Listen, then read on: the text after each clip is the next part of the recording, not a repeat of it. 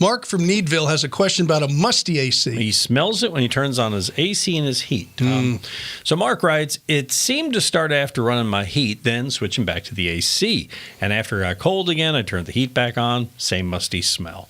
This is a new house, he says, a little over a year old, and the pan below the air handler in the attic doesn't have any water in it. So, Tom, Mark wants to know what can be done about this musty smell. It's the evaporator coil, and it probably needs a coating put on there or changed out to a different evaporator coil. And it's very typical. It doesn't happen as much now. That's why I'm kind of amazed it's a new home. Yeah. But it can still happen.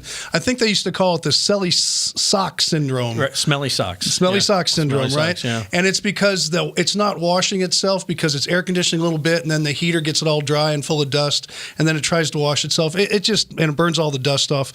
It gets to be smelly, and it's because it's not cleaning itself. And sometimes a coating will help it clean better. So talk to your contractor about putting either a coating on there or maybe adjusting it. There's always an adjustment. If it's a new home and you haven't had that initial adjustment, that might be all it needs to, and just get a little bit colder drop when the air conditioner runs so you get more water running down and washing the coil off. It's not going to hurt you, but it is annoying. And in the Texas area, I mean, we're heat, we're cold, we're heat, we're cold, we're heat, cold. Then we get a cold because we're out the heat on and it's cold, and then we're all in the hospital. It's very depressing. But we're easy to find. We're easy to find, yes. And so are our answers to your questions. Send them to us at HomeShowRadio.com. You can see more of our videos right over here, and we would love it if you'd subscribe to our channel here.